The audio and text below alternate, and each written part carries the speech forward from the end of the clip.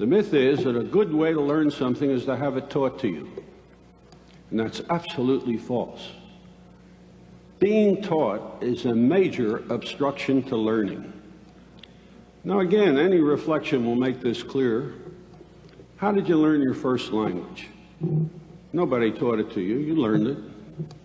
You learned to walk without having it taught to you, how to ride a bicycle, how to talk. All the essential things of life you learned without having them taught to you. How many of you ever learned a second language in school as well as you know your first language? Of course not. If you want to learn a second language, you go live in the country that speaks it. You don't have it taught to you. Berlitz never succeeded as well as living in a foreign country did. Teaching is an obstruction to learning. But there's a very important characteristic of teaching. How many of you have ever taught a class in a subject you never had as a student? I suspect most of you have. Who learned most in the classroom?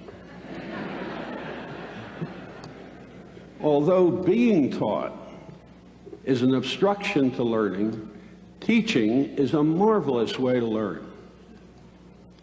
What we are professional learners, not teachers. A student once asked me, "What's the last time you taught a course in a subject that existed when you were a student?"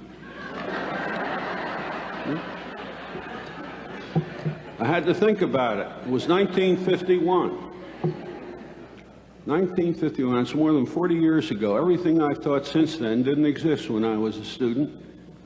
The student looked at me and said, "My God, you've had to learn a lot." He said, "I wish you could teach as well as you can learn."